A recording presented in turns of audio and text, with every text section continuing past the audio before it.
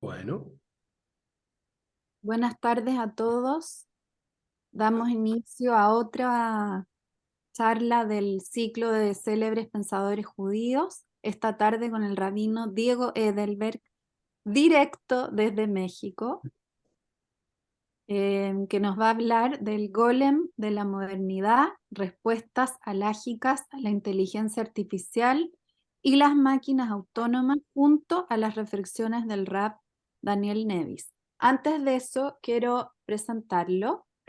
El rab Diego Edelberg nació en Buenos Aires, Argentina, donde creció entre dos mundos, la música y el básquetbol, en el Club Náutico Acoag. En el deporte fue preseleccionado de Capital Federal y jugó en la Maccabiá de Israel en 1997. Pero la música le fue interesando más que el deporte y finalmente estudió la licenciatura en piano, música de cámara y ópera en el Conservatorio Nacional junto a maestros privados. A los 18 años realizó su primer oficio como Hassan en Brasil para los Yamim Noraim y a su regreso a Buenos Aires se unió al equipo de oficiantes del Templo de la Calle Libertad, dirigido en ese momento por el rabino Sergio Bergman. Allí sirvió a la comunidad en múltiples funciones, tanto como oficiante, litúrgico y educador. Después de 10 años oficiando en Argentina, le surgió la oportunidad única de servir como Hassan en la United Jewish Congregation of Hong Kong, donde vivió 5 años y realizó dos actividades muy significativas: una maestría en educación judía en el Jewish Hebrew College de Boston y un blog titulado Judíos y Judaísmo que superó los 10.000 suscriptores y tiene un promedio de 60.000 visitantes mensuales. Escribió 3 ebooks sobre historia judía, teología y una introducción a las palabras esenciales del judaísmo que ya superó las 60.000 descargas. En el 2015 y con el nacimiento de su primera hija Hannah, decide con su esposa Laila volver para la región sudamericana y la comunidad en Chile. Ruach Hamí lo recibe para ser su líder espiritual al mismo tiempo que comienza sus estudios rabínicos en el Seminario Rabínico Latinoamericano, tanto en forma presencial como virtual. En ese periodo termina su máster en Boston, summa cum laude, con una tesis sobre Synagogue Engagement, y al cabo de sus estudios rabínicos en la región viaja a completar su formación en Israel apoyado por el Círculo Israelita de Santiago. El 1 de agosto de 2020 se sumó al equipo rabínico del Círculo Israelita de Santiago y desde mayo de este año 2023 es rabino de la comunidad Masortí de México, Betel. Está casado con Laila y es padre de Hannah, 8 años, Samuel, 6 años, Tobías, 3 años y Lea, 10 meses. Lo que más le apasiona de la tradición judía es el musar, que enseña a todo lugar donde es invitado. Lo pueden seguir tanto en su blog como en Spotify. Bienvenido. Sima, ¿tiene algunas palabras? Sí, querido rabino, en nombre de Huizo Chile y especialmente del Departamento de Cultura, tenemos el honor de tenerlo hoy día, ya que usted aceptó con gusto desde México eh, entregarnos este pensamiento tan importante de lo que usted nos va a hablar. Usted es el broche de oro de 7 rabinos anteriores que jueves a jueves ilustraron nuestras vidas, siempre eh, reforzando el pensamiento de algunos de los notables célebres pensadores desde el judaísmo para fortalecernos en esta era digital. Rabino, usted ha quedado en nuestro corazón y estamos muy agradecidos de volver a escuchar su sabiduría. Muchas, muchas gracias. Muchísimas gracias, Sandra, por la presentación y Sima, querida, también. Tanto cariño, ya como familia, Sima. Así que hemos compartido muchos espacios y distintos, no solo de estudio, aprendizaje, sino incluso mesas familiares, bien al estilo de Sima y Salo, que abren sus puertas y han recibido a tantos. Así que es un placer, y Chile, después de 7 años de haber vivido en Chile, y tener 3 chilenitos, así que mis 3 hijos. De hecho, la primera pregunta que me hacen aquí es si vamos a tener un mexicanito. Yo ya 5 hijos es mucho, pero ya, Chile está y estará eternamente en mi corazón. Es un lugar que de hecho es el lugar donde más vivimos en nuestras vidas fuera de Argentina con mi esposa. Así que es un placer estar siempre en contacto y poder regresar y compartir.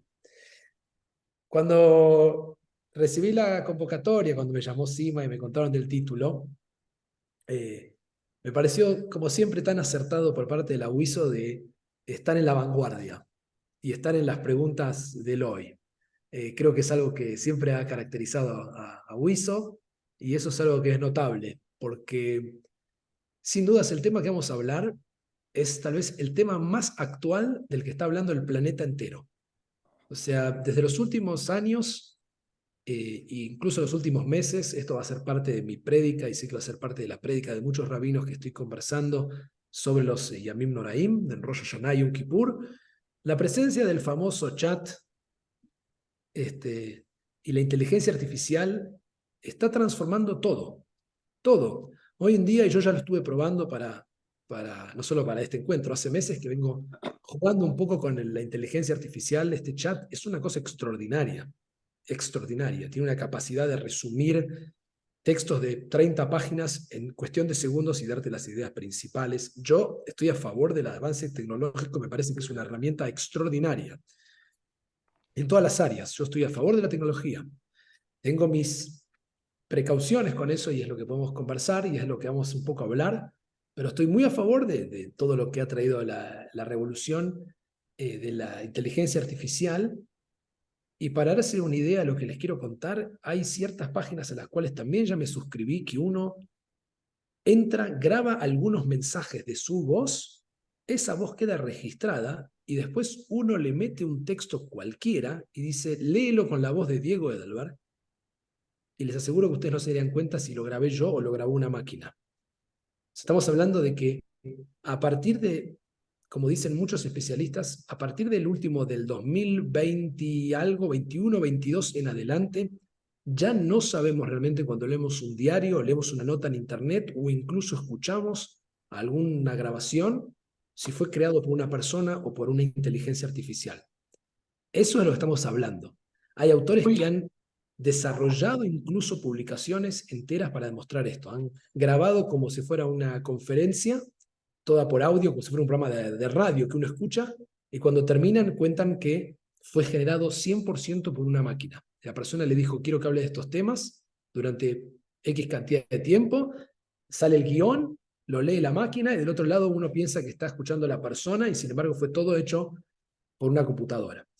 Entonces, este tema de la inteligencia artificial, sin dudas, quiero cerrar mi pestaña perdón, un solito de mensajitos de texto, porque si no, ya están escuchando, me va a empezar a hacer mucho ruido. Sin dudas, esto de la inteligencia artificial y la presencia es el tema tal vez más actual que podemos conversar. Y lo que yo quería en esta oportunidad traer es la posibilidad de verlo desde un autor, que es el rabino Daniel Nevis, que es un rabino conservador norteamericano, que se especializa en halajá, es decir, en la práctica judía, a partir del pensamiento, digamos, intelectual que hay detrás de esto, de analizar todas las problemáticas y dar lo que se llama en el mundo del halajá, en el mundo de la vida, de la lejet, de cómo uno camina como judío, cuál es lo que se llama el psak din, es decir, cuál es la forma en que deberíamos actuar, cuál es su veredicto frente a algunos casos que han surgido en los últimos años con la inteligencia artificial. Es uno de los muy, muy pocos rabinos que se ha atrevido a investigar el tema y a tratar de dar una respuesta. Todavía hay rabinos de todos los distintas vertientes e interpretaciones de los ortodoxos que no se han animado todavía a realmente indagar y decir algo al respecto. Y como es algo tan moderno, lo consideraba en algún punto muy osado traer a autores que no conocieron la inteligencia artificial. Con respecto a muchos de mis colegas que hablaron antes en este espacio, para mí era muy importante traer un autor que realmente está lidiando con esto. Porque si yo no puedo saber qué pensaría Maimónides al respecto, qué pensarían los medievales sobre esto, porque no lo conocieron. Puedo yo tratar de extrapolar, ¿no? Y Daniel Nevis va a terminar haciendo eso, va a tratar de tomar algo de la tradición para tratar de responder a las preguntas. Esto como a modo de introducción, ahora vamos a meter con los casos que él trae, o cómo lo analiza. Pero lo que es interesante para mí de él no es solamente su, como dije, psak din, cuál es la sentencia final, cuál sería su veredicto al respecto, como cómo comportarnos desde el punto de vista como judíos frente a la inteligencia artificial y a lo que se viene, sino que yo creo que lo más interesante que hace Nevis, y es lo que vamos a tratar de ver, es la reflexión al respecto. Es empezar a ver de qué se trata este tema y empezar a concientizarnos de la importancia o el impacto que tiene. Entonces, él comienza diciendo que las máquinas de alguna manera están empezando a pasar de ser meras herramientas, como las conocíamos. Yo me acabo de hacer un café en una máquina de café. Entonces, con el tiempo las máquinas que hacían funciones, él dice, están empezando a cambiar cada vez más y están empezando a convertirse en lo que sería muy desafiante, en lo que él llama agentes de ética.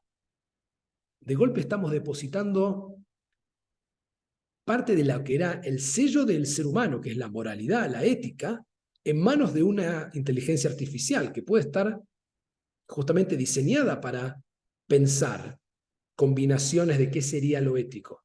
Pero hay una complejidad enorme, hay un gris, como sería en todo esto, ¿no? No es ni negro ni blanco, hay un gris que es donde entra la intervención humana. De ahí nos va a llevar Nevis a reflexionar al respecto. Entonces, hay distintas posiciones que hoy en día muchos autores tienen con respecto a la inteligencia artificial. La primera de ellas es que, por ejemplo, muchos dicen que una máquina puede ser inteligente pero no ser consciente. Entonces, el chat puede hacer todo lo que hace, procesar texto a una velocidad increíble, la máquina puede imitar voces, sin embargo, el chat no tiene autoconciencia de sí mismo y su existencia, no se pregunta qué es ser una inteligencia artificial, o por lo menos no ha pasado. Esto ya existe en el mundo de la ficción y las películas. ¿Sí? No sé cuánto han explorado este tema, pero hay películas que han empezado a jugar con las máquinas que toman el mundo y que el ser humano crea una máquina y la máquina termina generando una conciencia que se enfrenta a la humanidad.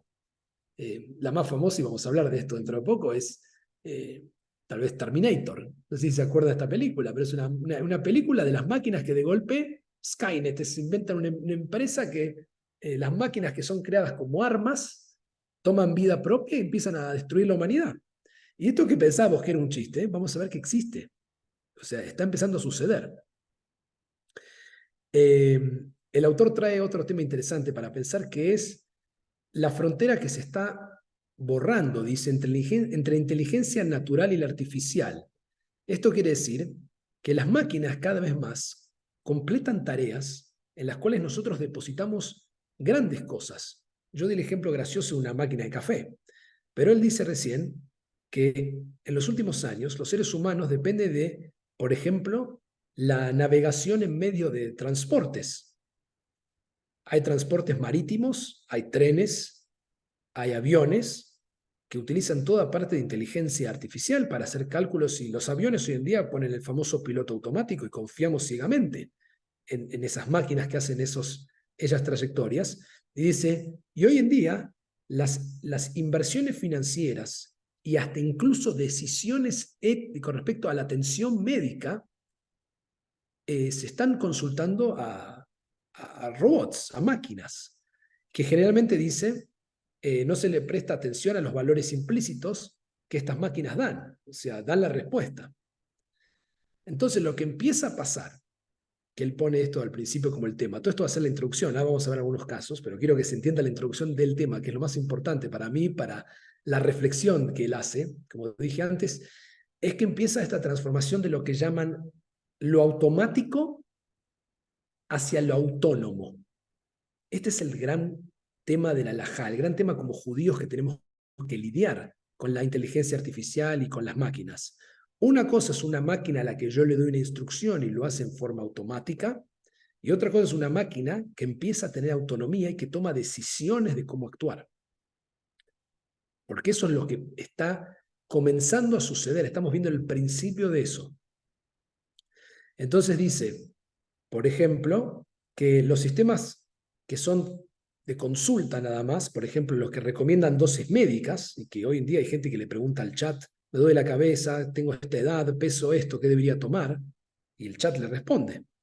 Por supuesto que siempre va a decir, no soy un médico, consulta, pero una dosis sería de esto, o sea, consultas médicas a las inteligencias artificiales, dice. Generalmente, dice, tienen poca autonomía esas máquinas, responden automáticamente.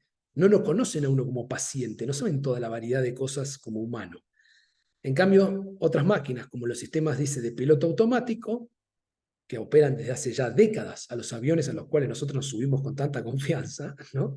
De hecho, hay un estudio que dice que el piloto sigue estando ahí por un tema de que el ser humano le da tranquilidad saber que hay un humano manipulando a la máquina, pero en realidad casi no es ni necesario el ser humano para volar un avión. Puede hacer todas las funciones solas. Estos aviones justamente tienen mucha autonomía, toman decisiones con respecto a cuánto van volando a los aviones y cuánto sienten el viento, cuánto sienten la presión, van tomando decisiones porque son máquinas, pero no tienen, dice, sensibilidad ética estas máquinas. O sea, no evalúan las consecuencias morales de su acción. Lo único que hacen es responder. Como decía antes, esto se pone la piel de gallina a uno, porque dice que hay más de ya de 90 países en el mundo que están empleando lo que se llaman las AWS, Automatic War Systems. Son máquinas de guerra. Ya existen en 90 países sistemas de armas que son autónomos, de tierra, en mar y aire. O sea, Robocop y Terminator ya no son una leyenda, digamos. Están más cerca de lo que pensamos. Y miren lo que dice. Una de las defensas éticas más fuertes de los sistemas autónomos, ya sea en vehículos, autos que manejan solo, el de Google tiene un auto que ya maneja solo y es lo que... En Chile está de visita una persona que está ahora, que es la que se especializó en el auto automático, ¿no es así? Vi el otro día la propaganda. O sea, no estoy hablando algo que les estoy contando, esto no es Isaac Asimov o hablando de ciencia ficción o que me estoy imaginando una película. O sea, hay un especialista israelí que están diseñando los primeros autos que se manejan solo y que está ahora en Chile dando conferencias y que yo sé que estuvo por ahí. Esto ya ha sido pensado y analizado. Y miren lo que dice. Los defensores de este tipo de tecnología, de armas automáticas o de autos que se manejan solos, dicen que son mucho más falibles que los seres humanos. O sea, los seres humanos fallan mucho más que las máquinas en estas cosas. El error, trae él como estadístico, del conductor en Estados Unidos, que es donde él vive, es la causa del 90% de los 30.000 muertes anuales que tiene Estados Unidos por accidentes automovilísticos, y muchas más en lesiones o accidentes, dice, por razones que ya son conocidas.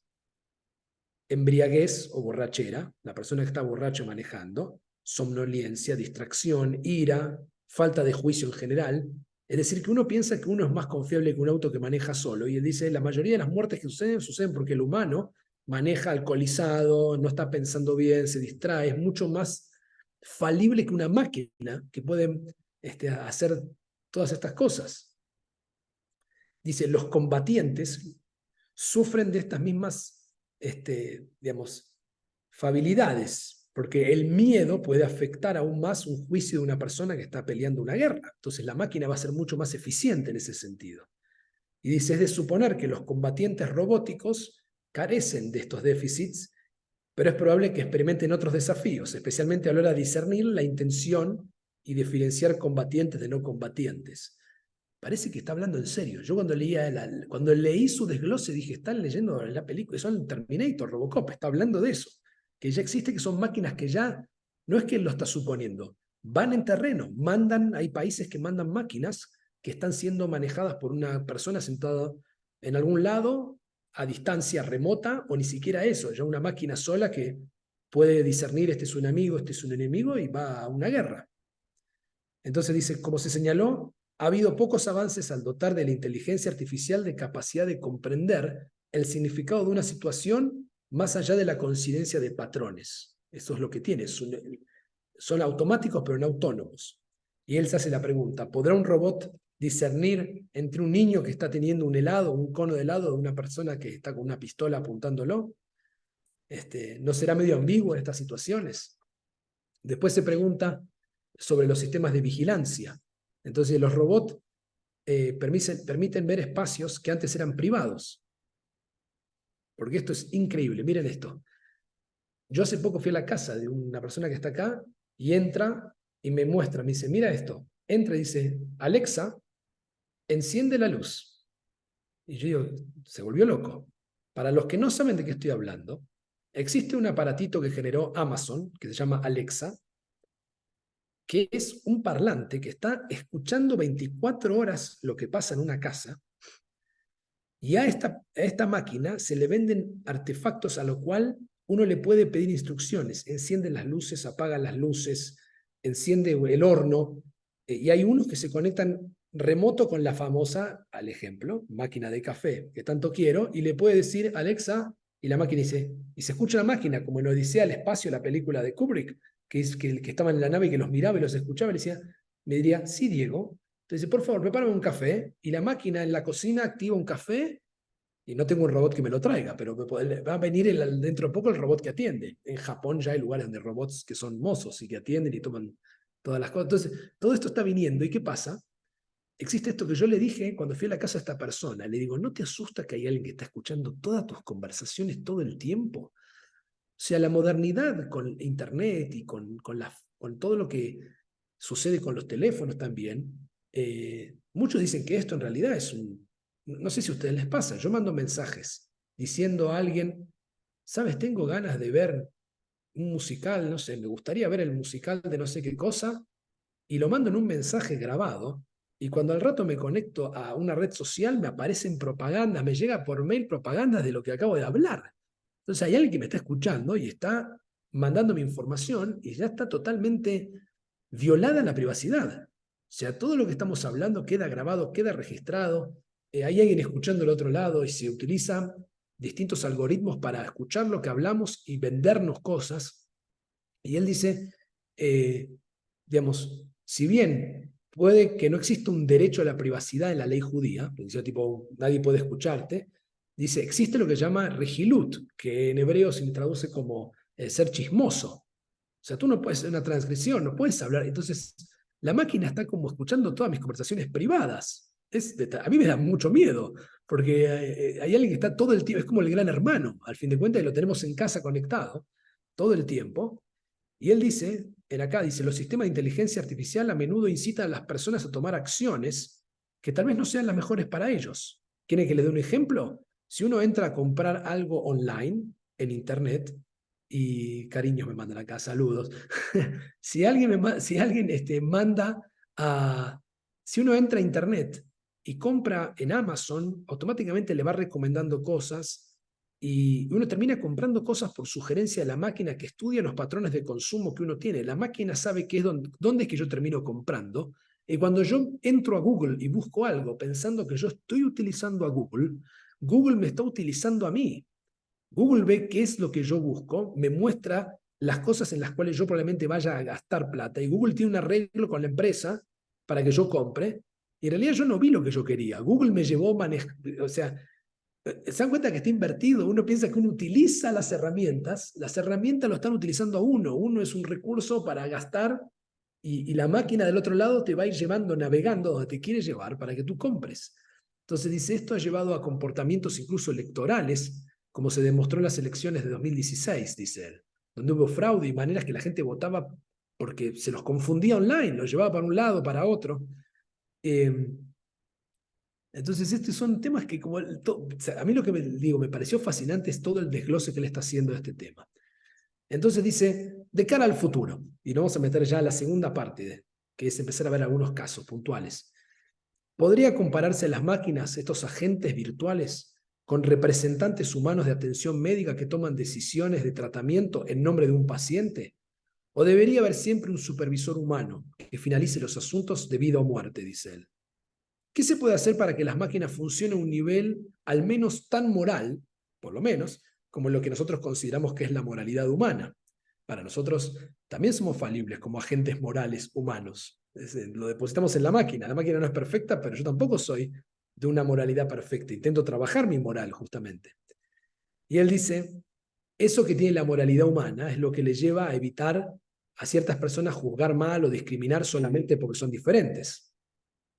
Entonces dice, dada la falta de consenso sobre los principios éticos y la necesidad apremiante de desarrollar pautas para la conducta de máquinas autónomas equipadas con inteligencia artificial, y aquí está el llamado de él como rabino y a todos nosotros como judíos. Miren lo que dice, es imperativo que tradiciones de sabiduría, como es el judaísmo, con toda su historia milenaria, contribuya al discurso general para, digamos, así como ha participado en las discusiones sobre ya bioética y otros asuntos de política pública. O sea, no se puede, de alguna manera, decir que el judaísmo no podría participar de esto, porque lo ha hecho y debería seguir haciéndolo.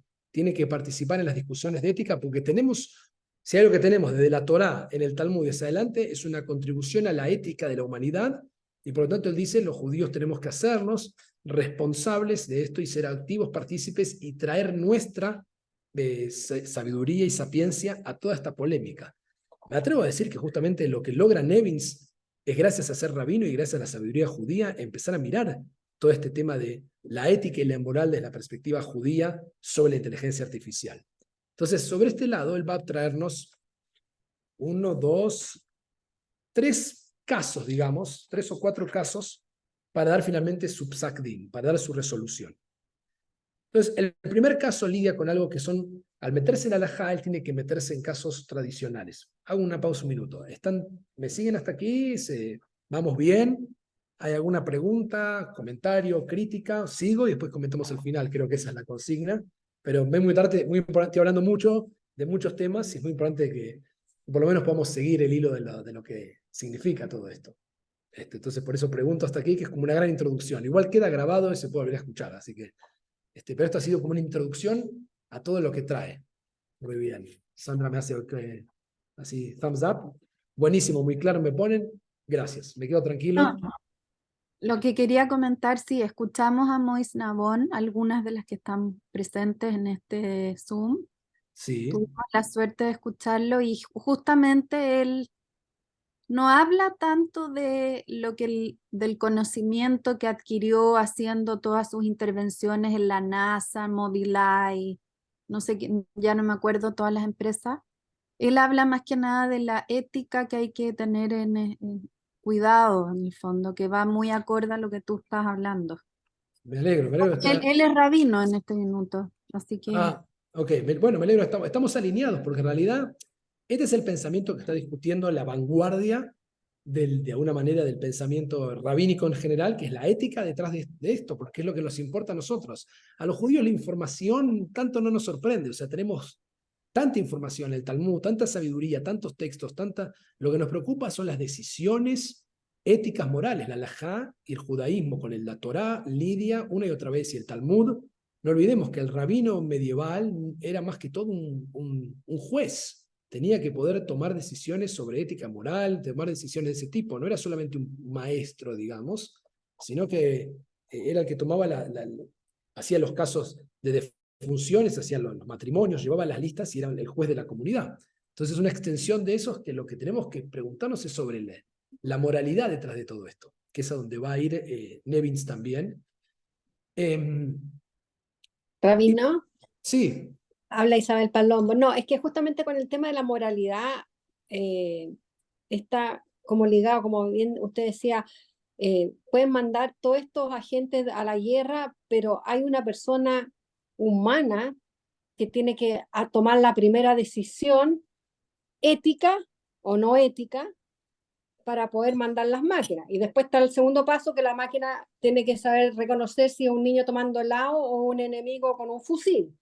Así es. Entonces, siempre hay un paso antes de toda esta inteligencia artificial, de cómo utilizarla, que es una decisión humana. Entonces, hoy por hoy, que hay un quiebre moral mundial, diría yo, para mi gusto, ¿ya? El tema de la inteligencia artificial viene como además a exacerbarlo el tema, porque aquí, incluso con los drones que tenemos estos chips, todo el mundo juega con los drones, pero el dron pasa por arriba de mi casa y yo quiero tomar sol tranquila y el otro está encima mío mirándome. O sea, traspasó mi metro cuadrado, que no le corresponde. Te fijas, no tiene la ética para agarrar su dron y llevárselo a un potrero, por decir algo. ¿Me Coincide, entiendes? Entonces, Isabel. Estás trayendo el tema y estoy de acuerdo contigo 100% y por eso hay que lidiar con ese punto. ¿Y qué va a hacer el ser humano con esto? Porque lo que está pasando efectivamente, todavía el dron no se levanta y vuela solo, pero básicamente uno podría programarlo, que ahora vamos a hablar de esto. Yo podría decir, el día de mañana yo programé mi dron, salió solo, qué sé yo, yo no lo sí, no sé. lo programaste, es que no salió solo, lo programaste, ese es el tema. Claro, la Porque responsabilidad. cuando tengan conciencia, el dron, toda la inteligencia artificial se va a venir contra el hombre, cuando ellos tengan conciencia. Ese es el gran temor, por eso parece de ciencia ficción, lo veíamos en las Sí, películas. Finalmente, yo lo encuentro terrible, me encanta la inteligencia artificial, me encanta la tecnología, me encanta todo el Alexa. Les comento algo súper personal, a mi hija le regalaron para el año nuevo, en la empresa, qué sé yo, no sé qué cosa, le regaló uno de estos aparatitos y dijo, no lo voy a conectar, está 24 horas monitoreándome por en la eso, casa. Exactamente lo que acaba de decir. tú sabes que yo le hice esa pregunta a esta persona en la casa y me miró como, no lo había pensado. Le digo, No lo claro, había pensado, hay un claro. parlante escuchando, hay un micrófono escuchando todo el tiempo lo que dices. ¿Quién sabes quién está escuchando de otro lado? O sea, un de terror. Y como bien dices, es peligroso y por eso tenemos que seriamente intervenir. Y es un tema de mucha vanguardia y como judíos, de alguna manera, pues, digamos, si no podemos opinar desde que lo que sentimos cada uno de nosotros. De alguna manera, desde el encuadre judío, lo que hacemos es buscar nuestros textos tradicionales, las formas en el pasado en que nuestros antepasados han lidiado con temas y tratar de construir una respuesta, es decir, esto es lo que nosotros sentimos. Ahora, como bien dijiste recién y como dice Nevis, somos llamados, estamos obligados, dice, como judíos, con la sabiduría que tenemos, a intervenir así como lo hicimos en bioética. Hay muchos rabinos que se han especializado en eso y han contribuido con universidades, en los países, en la ciencia. En Argentina hay un rabino también que ha escrito libros sobre esto, sobre bioética, moralidad, porque de alguna manera los judíos nos pesa mucho sobre nuestras espaldas esto. Somos una comunidad que, como pueblo, somos grandes agentes morales. Hemos traído la insistencia de la moralidad a la humanidad. Le regalamos al mundo los 10 mandamientos. Le dijimos no se puede robar, no se puede matar, no se puede asesinar. Pero eso la humanidad nos condena tanto cuando un judío hace algo así. Cuando aparece un Madoff en la historia salimos en todos lados, porque como ustedes trajeron esto, entonces es muy fuerte. Pero justamente por eso tenemos que responder, tenemos que generar una respuesta y sentir qué hacemos. Y te voy a decir, Isabel, que no voy a decir nada mágico ni nada que puedan no imaginar en todas estas conversaciones que han tenido, y es que tu conclusión en un punto va a ser la de Nevis en su respuesta. Al fin de cuentas, él va, ya les digo el final, no importa, porque vamos a ver el desglose igual como lo hace. Él va a insistir en la importancia del ser humano detrás de esto. Y el título de esta presentación, que fue la de El Golem, vamos a llegar ahí, no fue casual. Al haber leído la respuesta, al fin de cuentas, la inteligencia artificial es una especie de golem, es una especie de algo creado por nosotros, pero que tiene las características de un golem, ¿no? Todos saben de lo que hablo con el golem, ¿verdad? O sea, estoy diciendo por obvio, pero es una historia que aparece en el Talmud y que después el Maral de Praga la va a tomar, que es, ahora la vamos a ver, ahora la voy a explorar, pero en síntesis es como que el ser humano puede crear también cosas, pero no crea como crea Dios. Y ahí vamos a ver que está una de las grandes diferencias y un llamado a esto. Me adelanté mucho, pero voy un poquito para atrás. Estoy como un poco perdido con el tiempo. Sandra, ¿cuánto tiempo me queda, digamos, para calcular y ser respetuoso con porque empezamos a las 2. ¿Estamos bien? Porque sé que hay un tiempo para... Yo tengo después libre, me tengo más tarde que ir, así que tengo un ratito si quieren quedar. Ah, nos atrasamos, así que podemos estar hasta las 6. Ok, entonces Bueno, voy a ir un poquito más.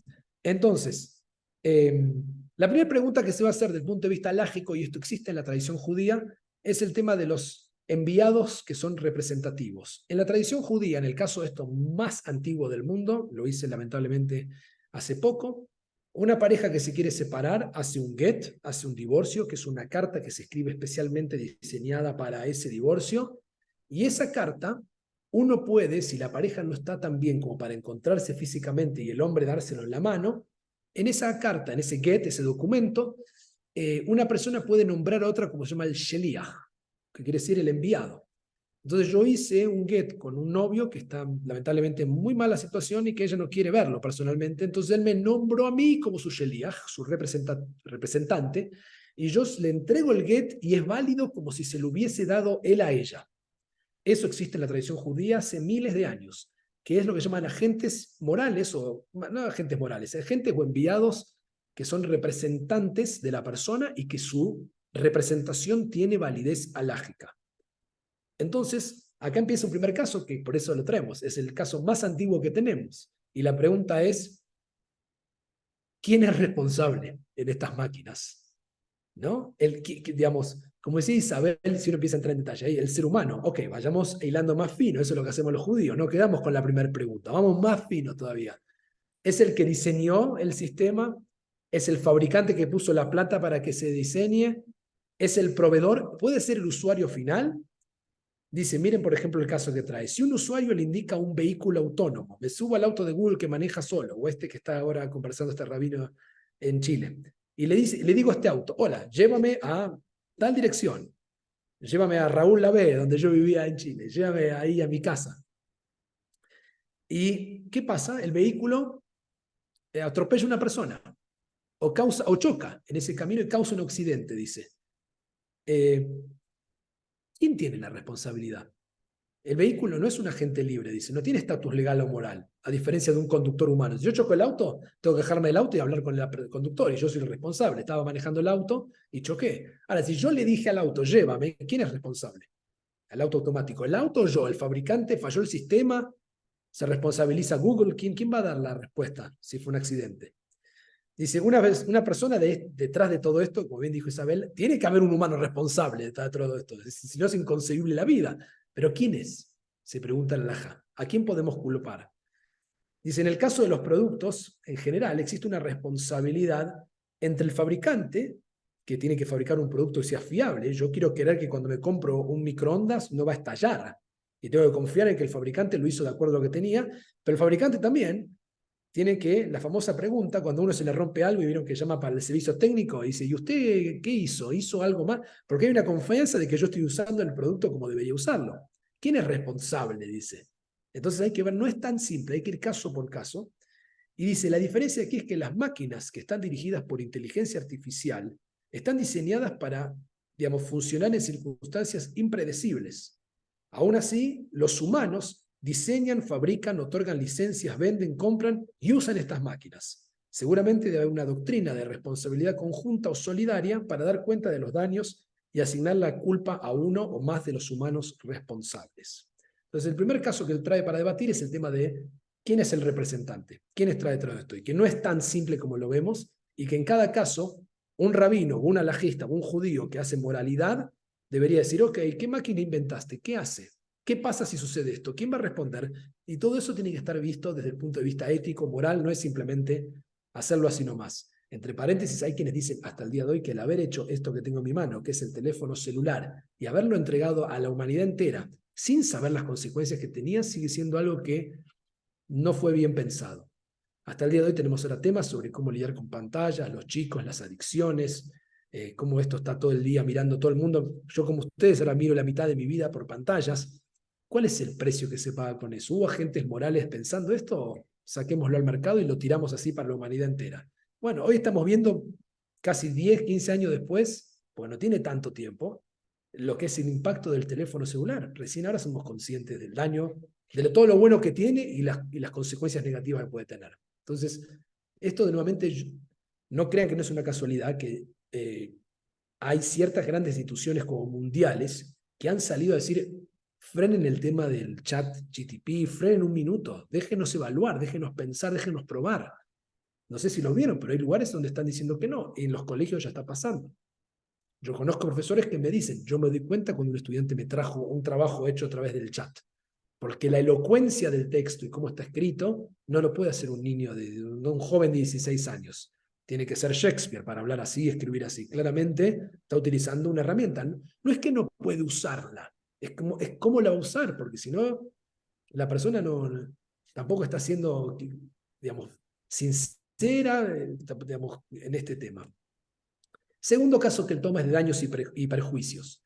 Existe obviamente que en la literatura halágica, talmúdica, y ya de la Torá misma. La Torá misma dice, no sé si recuerdan, lo que sería el mundo antiguo, si mi animal golpea a tu animal y lo mata, si mi campo, si tú, o sea, hay responsabilidad, hay casos larguísimos.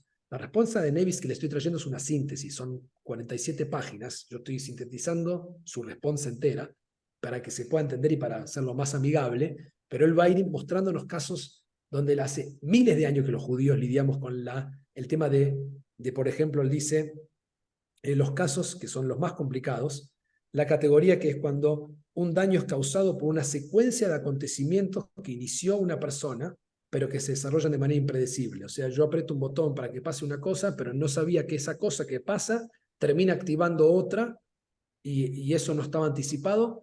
La tradición judía responde continuamente sobre eso y dice, una distinción importante que hacen los sabios es entre la propiedad animada e inanimada. Es decir, se hace una diferencia entre el comportamiento que uno espera de un animal y dice el comportamiento inesperado, que digamos, limita la responsabilidad del propietario. Deberíamos entonces considerar como vivas, como a estas máquinas autónomas impulsadas por inteligencia artificial, como si fuera un animal. ¿Qué es la máquina? Porque finalmente puede tomar decisiones impredecibles, como en el caso que veíamos de guerra, o de aviones que deciden hacer un aterrizaje forzoso, tomar decisiones que ponen en peligro a toda la tripulación, y porque hubo una variación del viento, digamos.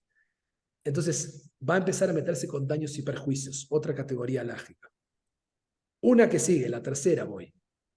¿La vida de quién tiene prioridad? Pregunta él. Gran tema de la vida, de las discusiones alágicas. Por ejemplo, dice, ¿cuál es la diferencia entre asesinato y homicidio? Dice, ¿cuál es la definición? ¿Cómo define una máquina la intención? ¿Quién está autorizado a evaluar el riesgo? Me están preguntando por la respuesta, se las puedo compartir después.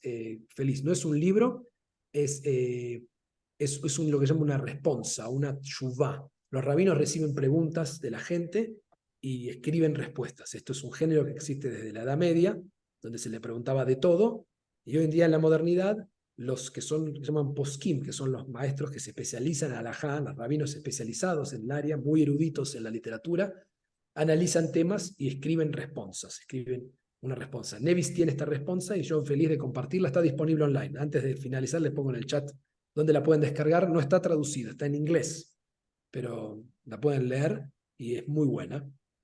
Entonces, acá viene el tema de cómo evaluamos el riesgo.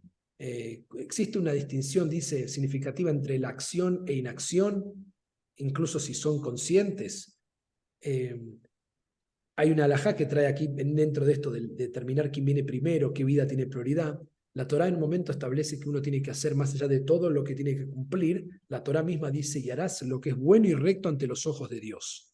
Y eso se convierte en una categoría lágica, porque los mismos medievales van a decir que la Torá diga esto, porque la Torá no puede presentarnos todos los casos éticos y morales de la historia de la humanidad que sean posibles. Puede decirte la Torá, ante las canas te levantarás, no robarás, no asesinarás, no desearás la mujer de tu prójimo, no, digamos, te puede poner un montón de, digamos, referencias de comportamiento, pero no puede hacer todas. Entonces la Torá dice, y harás lo que es recto y bueno ante los ojos de Dios, que es una categoría que es básicamente la más difícil de todas, que es la moralidad del sentido común, que es el menos común de todos los sentidos, pero tiene que estar presente. ¿Cómo hacemos para evaluar un caso donde la Torá no nos dice?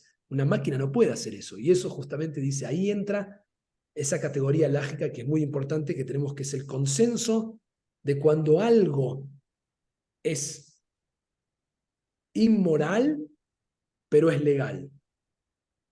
Y esto pasa. Hay veces que la persona dice, yo no hice nada ilegal. Es verdad, de acuerdo al sistema de ley que tenemos en los países o en las cosas, lo que hiciste no fue ilegal, pero es inmoral, está mal. Y esa categoría no existe, es un gris. La máquina no lo obtiene, no lo puede terminar, dice. ¿Se entiende lo que están tratando de complejizar los temas para entenderlo? Maimónides va a lidiar con esto. Él dice que en la halajá, les doy un ejemplo, si yo tengo un campo y quiero vender mi terreno de al lado de mi campo, lo mejor sería venderlo al que me paga más. Y la halajá no puede decirme nada, pero él dice, es inmoral hacerlo sin ofrecerlo primero a tu vecino, que tal vez es el que más lo precisa, para que no quede un campo metido en el medio de otro pedazo de campo del vecino, pero el vecino a lo mejor quiere comprar el pedazo de al lado. Lo correcto es que si tú tienes una casa, fueras primero a tu vecino y le digas, voy a vender mi casa. Quiero darte la prioridad porque es lo que corresponde. La ley no lo tiene. La ley no puede forzarme a vendérselo a mi vecino, dice Maimónides, pero lo que corresponde es que yo haga eso. Y en ese terreno, como un ejemplo cualquiera que otro que hay casos donde la gente hace cosas que son inmorales y se refugian en el marco de la legalidad y dice, yo no hice nada en contra de la ley, pero está mal. Ese mundo también entra en el sistema, entra en las preguntas que la máquina no va a poder resolver, dice. Y finalmente llega al último caso, que es el caso que les traje del título, que parece gracioso, pero que dice, es ahora preguntarnos. Nuestra tarea es delinear la responsabilidad, no por las acciones realizadas por humanos con máquinas, sino, como bien dijo Isabel, por las acciones realizadas por máquinas en nombre de los seres humanos. Y aquí viene el gran tema, dice. Nuestra ética tendrá que ampliarse una vez más para abarcar la inteligencia artificial. ¿Se puede enseñar a las máquinas a actuar éticamente? Desde la perspectiva del halajá, que es como la lejet, que es como caminamos los judíos, ¿es legítimo imaginar a un agente moral que sea artificial? ¿Podríamos decir alguna vez una máquina ha alcanzado el estatus de personalidad? Y si es así, dice, ¿podría la máquina adquirir también una entidad religiosa, quedar sujeta al mandato divino y ser considerada además judía? O sea, a este le dimos estatus de máquina, de persona jurídica, la máquina toma decisiones, pero toma como decisiones como un judío o como una máquina. ¿Cómo hago para que la máquina sea judía? ¿No? ¿Cómo lo puedo hacer? Y dice, por extraño que parezca todo esto, esta pregunta y este concepto no es tan inesperado. A principios de la era moderna, varios sabios sabios destacados, se plantearon una pregunta similar. ¿Puede un golem contar en el minyan? Y esta pregunta, que parece teórica, viene desde el Talmud mismo. En el Talmud se cuenta una historia, la tengo aquí, pero no quiero extenderme más. Se cuenta una historia de dos rabinos que son místicos, de alguna manera, y que estudian Bereishit, el libro de la creación, en tan profundidad que logran crear una especie de ser humano. Y dice, Rabba creó un ser humano y lo envió ante Rabbi Zera. Y el Rabbi le habló, pero este ser humano no le respondió. Rav Zera le dijo, viniste de la comunidad de los místicos, vuelve al polvo, ¿no? Lo rechazó. Entonces dice, si bien es tentador descartar textos místicos, como si fueran textos de ciencia ficción, en una discusión sobre la halajá, como estamos haciendo, hay que resistir esa tentación, dice Nevis, porque aunque sean fantásticas estas discusiones del estatus de un hombre creado imaginariamente o hecho por el ser humano, provienen desde la literatura talmúdica, desde lo rabínico, involucran algunas autoridades halágicas que después vamos a seguir su halajá en otros casos. Dice, grandes de los Rishonim, los primeros maestros de la modernidad, entre ellos Yosef Karo o el Gaón de Vilna, que es el famoso caso del golem, cuentan de estos casos como parte de su tradición. Lo han pensado la teoría de esto. Dice, la Kabbalah tuvo injerencia en la halajá, especialmente después del Zohar. Y como comenta Byron Sherwin, que es un rabino mazortí que falleció hace unos años, él dice que las discusiones místicas y halágicas sobre este tipo de golem son un modelo muy importante para finalmente poder conversar sobre el significado religioso de la tecnología. Entonces dice, ¿Qué podríamos aprender de este discurso con referencia a la inteligencia artificial?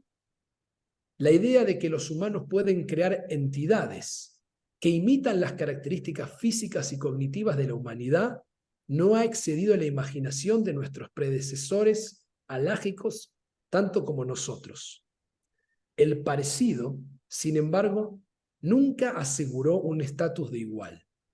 El golem no nacía, carecía de palabra y de capacidad creativa, y por tanto podía ser útil, pero tenía, digamos, lo que no podía hacer era santificar a Dios, dice Byron Sherwin.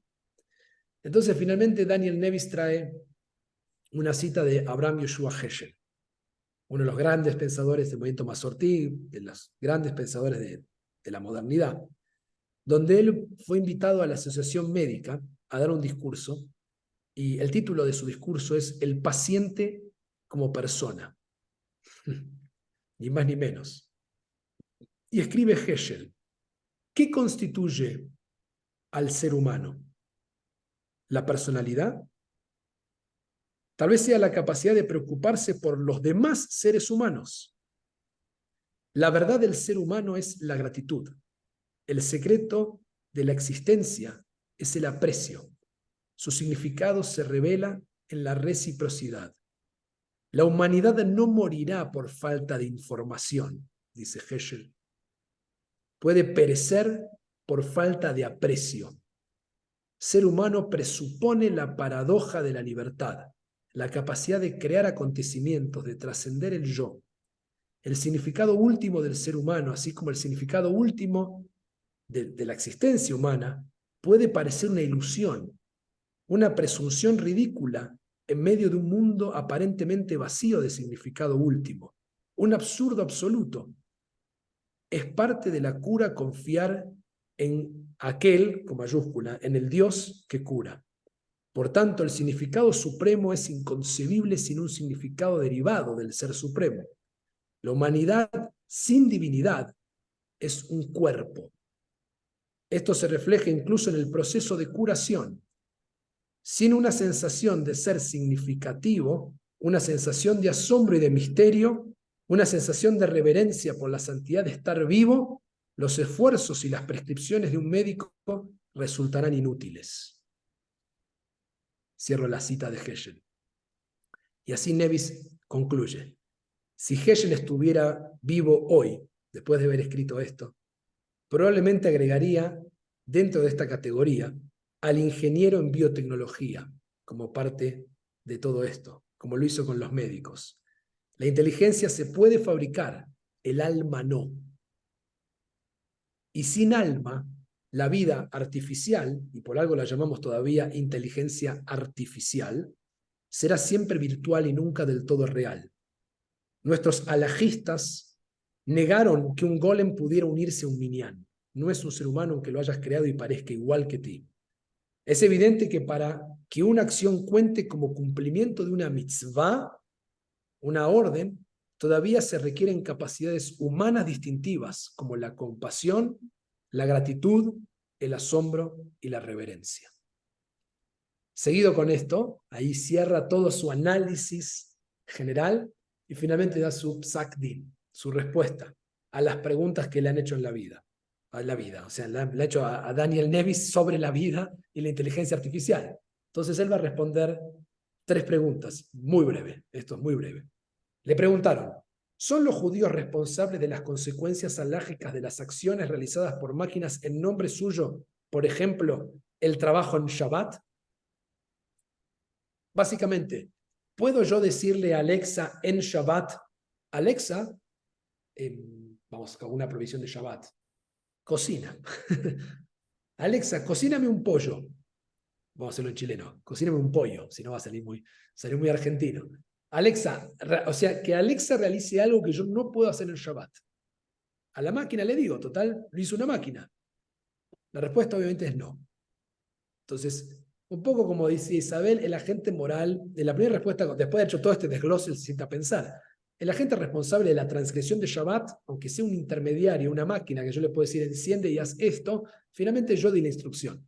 Entonces yo soy el responsable. y la consecuencia lógica la tengo que pagar yo. Yo di la instrucción. Incluso si como dije, no tenía que ver con algo que, como que se podía hacer. Yo, por ejemplo, esto se puede hacer, yo dejo programado mi lavavajillas antes de Shabbat. Le pongo el jabón y lo programo. Y le digo, enciéndete, a partir de este momento, lo hago los viernes, tipo a las 5 de la tarde, enciéndete en 8 horas. Entonces, me voy, acaba la Shabbat, vuelvo a casa, tengo invitados, invitamos gente, tenemos mucho para lavar. En el espíritu de Shabbat no me gusta tener todos los platos sucios, todo, y no me gusta pasarme el día lavando el otro día. Entonces, termino Shabbat, pongo todo dentro de la máquina, y yo sé que a las 3 de la mañana, mientras yo duermo, la máquina lava todo, y lo programé antes. Puedo hacerlo. Lo que no puedo es, estando en Shabbat, decía la máquina, enciéndete y lava los platos. Podría hacerlo, digo, en el sentido de que la máquina puede realizar esa acción, pero el psactin de él es que yo soy responsable. Son preguntas, tal vez diría, bueno, es hilar demasiado fino. Bueno, pero los judíos vamos a la vida judía, entonces le hacen preguntas alágicas y tiene que responder. Por eso yo dije, el Shabbos Goy, me pregunta acá Francine, hay otra pregunta más, ahora voy, pero justo vi la del Shabbos Goy.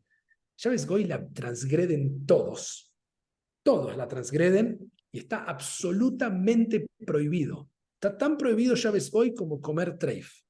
No sé cuándo se puso de moda que eso se puede. Lo único que uno puede... Shabbos Goy, yo no sé lo que es.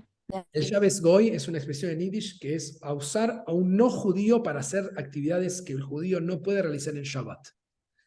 Y el mandamiento es muy claro, no trabajarán nadie, ni tu siervo ni tu sierva, o sea, no puedes pedirle a nadie que te haga la tarea. Tú no puedes pedirle a un no judío que haga algo en Shabbat que tú como judío tienes prohibido. Está en contra de la halajá.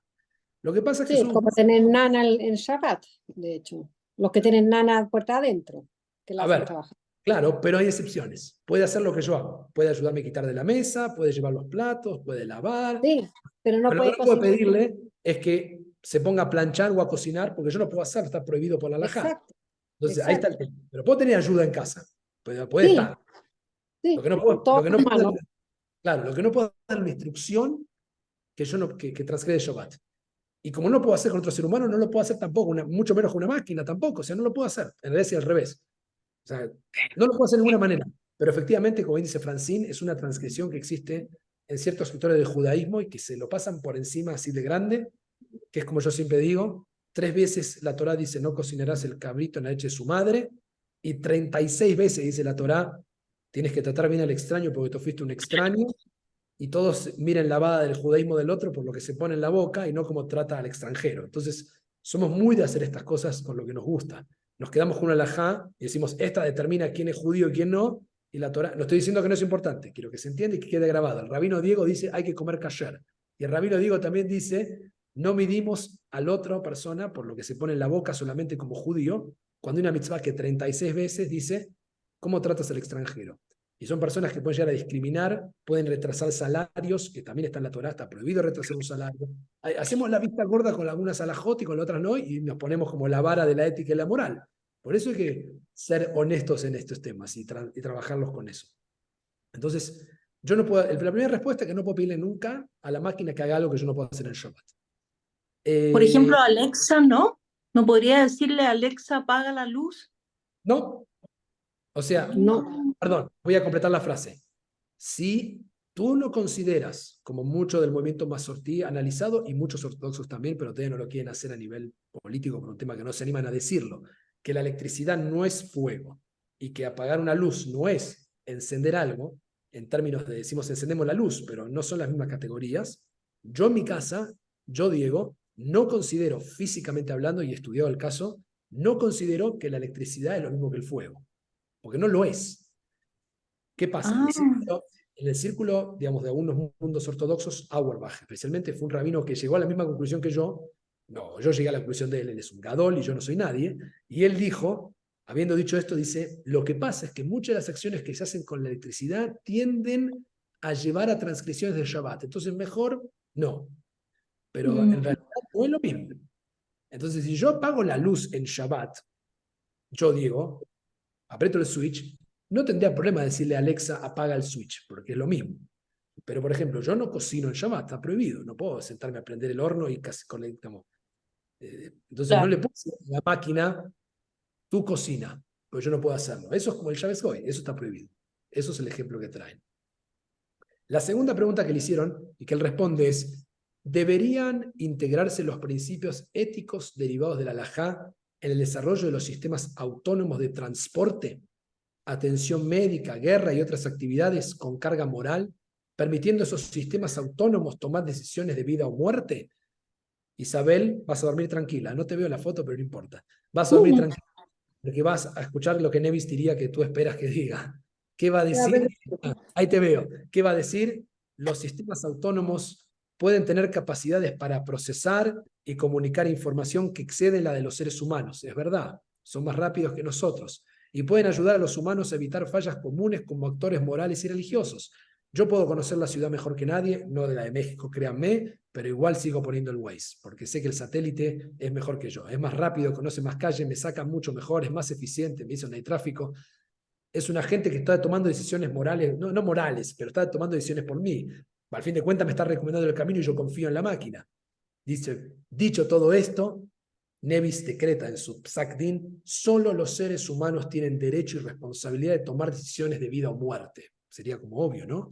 Pero tal vez no, porque va a surgir en un futuro no muy lejano un país que diga, mandemos a los robots y que tomen la decisión de quién es el enemigo. Dice, no, desde el punto de vista judío no podemos delegarle eso a una máquina.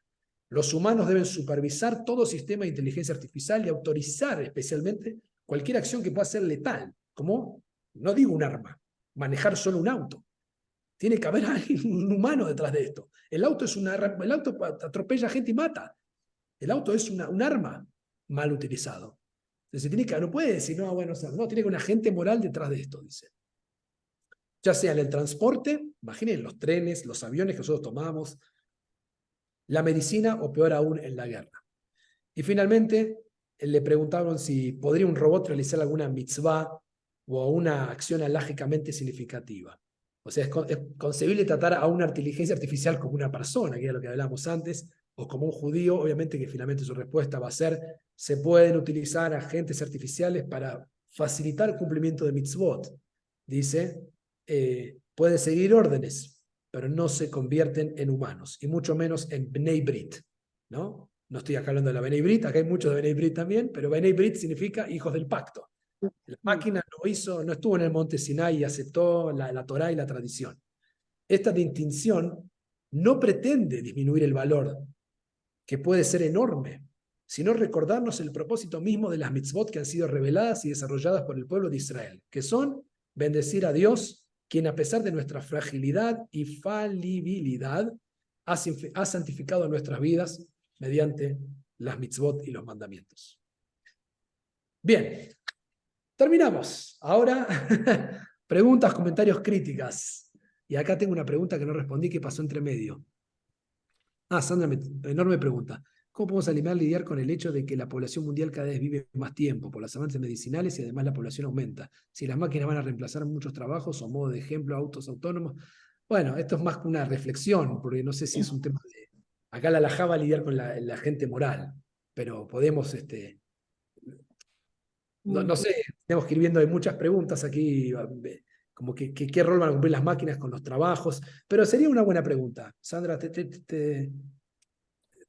Lo mismo que la automatización en la escala de hacer los autos y todo. El ser humano va a tener que tener otras labores. Claro, o sea, creo que la pregunta de Sandra, si la tomo de ese lado, Sandra ahora la estoy revisando o repensando, sería la ética de darle trabajo a una persona, lidiaría con eso, ¿verdad? O sea, podríamos irnos por esa tangente.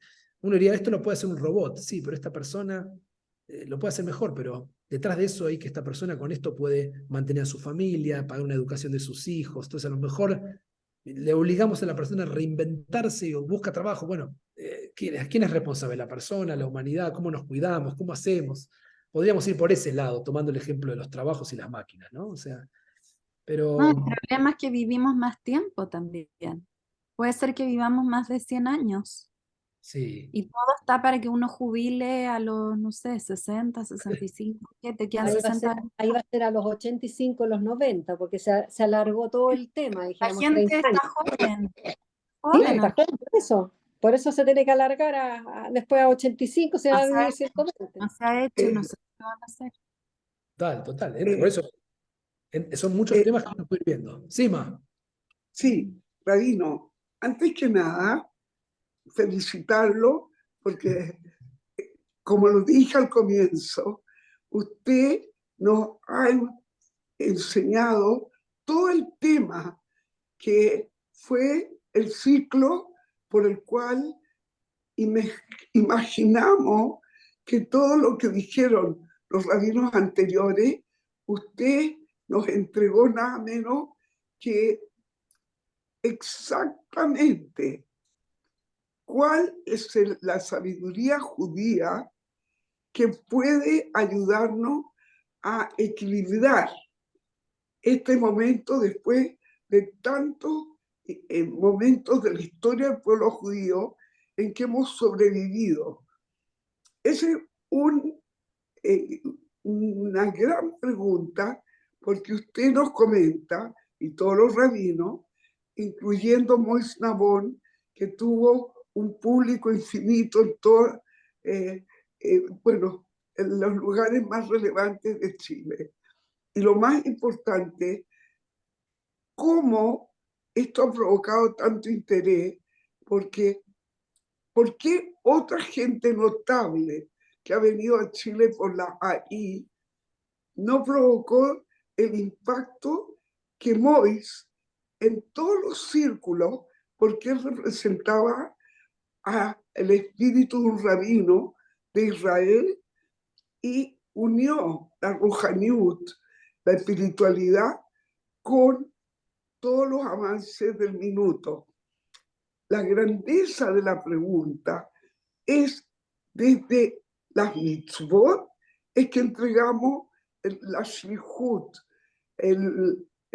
la misión del pueblo judío, o desde qué fuentes que sean universales puedan ayudarnos a ser realmente una luz entre las naciones. Esa es mi pregunta. Sí. Uf. Como siempre, Sima, la más difícil me hace. Nosotros, Sima, creemos que nuestra Torá y que si bien las mitzvot están obligadas para el judío, la Torá es un texto y nuestro Dios es el Dios de la humanidad. Y siempre decimos al final de la ley no le shabeach, ¿no? Veaya Hashem, le melech bayom ha'u, y Hashem echad, ushmo echad. Y llegará ese día en que su nombre será uno y será uno para todos. Yo creo que aquí lo que hay es que el pueblo judío aporta una ética que creemos que es para la humanidad. Las mitzvot son específicamente para los judíos, sin dudas, cosas específicas. No se espera que un no judío coma kasher o que coma matzah en Pesaj, esas son cosas nuestras. Pero sí se espera que grandes ideas que trae la halajá y que trae la tradición y que trae la ética del judaísmo no sean solamente privativas de los judíos.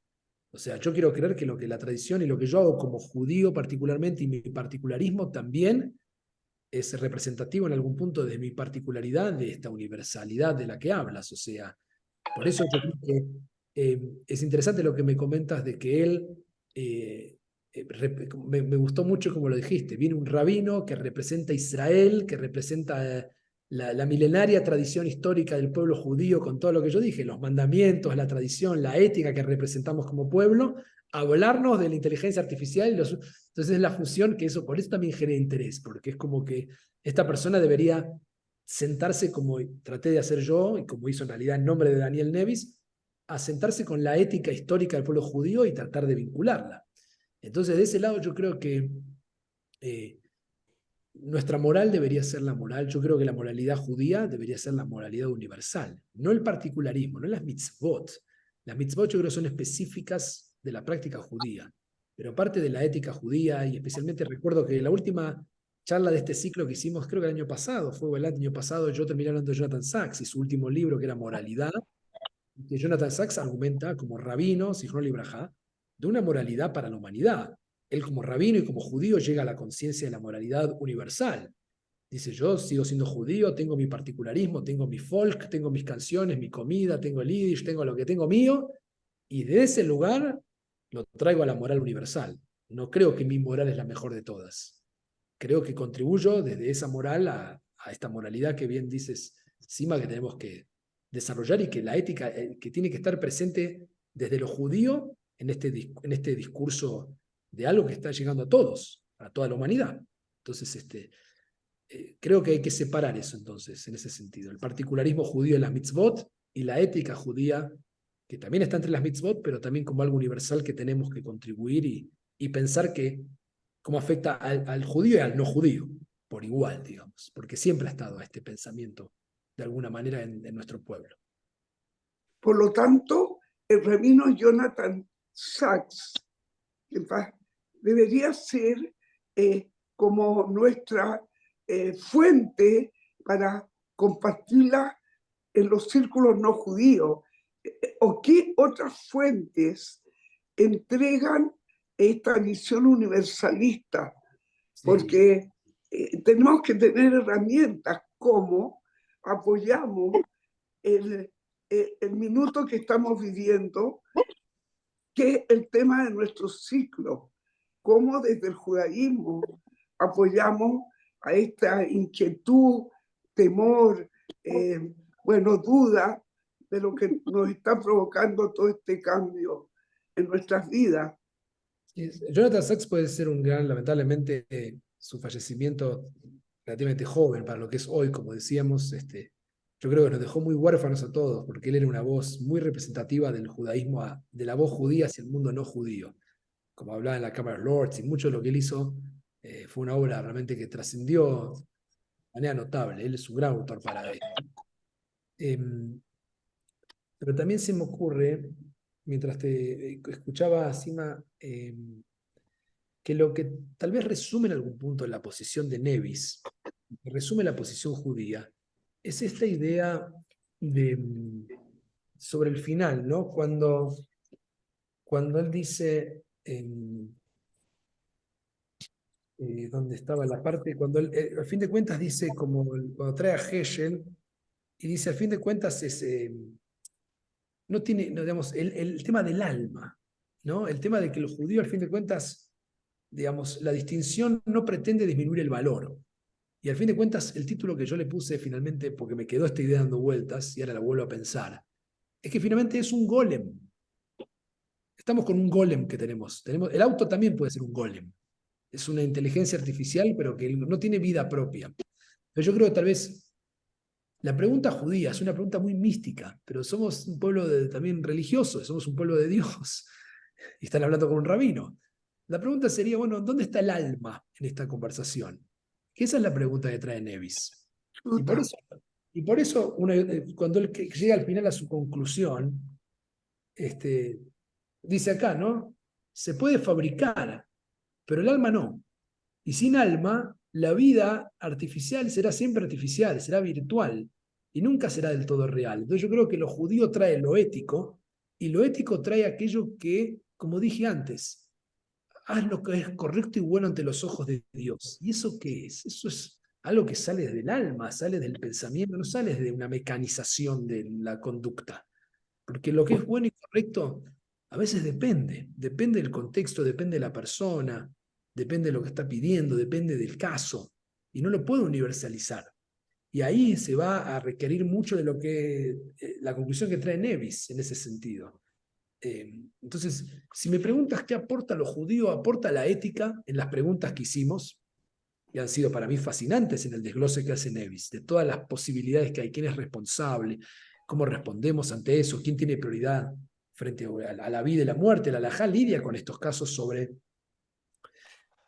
por ejemplo, si hay un accidente, lo alei no hasbe jalila, pero hay un accidente y tenemos mucha gente que está, digamos, moribunda y vienen los médicos y tienen delante una persona de 80 años que está, digamos, relativamente bien y un joven o un niño que está muy, muy grave. La halajá se pregunta, ¿quién tiene prioridad? Tal vez les puede sorprender esto, pero lo que dice es que tiene prioridad aquella persona con la que más hay posibilidades de salvar. Sí. Porque a lo mejor la persona dice, pero es un niño, tiene toda la vida por delante, y se pasa dándole 20 minutos en el pecho para ver si lo puede reanimar, y en ese lapso de tiempo, sabiendo que casi era imposible reanimarlo, se le muere a otra persona que sí tenía posibilidad de que era simplemente hacerle una curación rápida, ponerle un parche, hacer algo y salvarlo.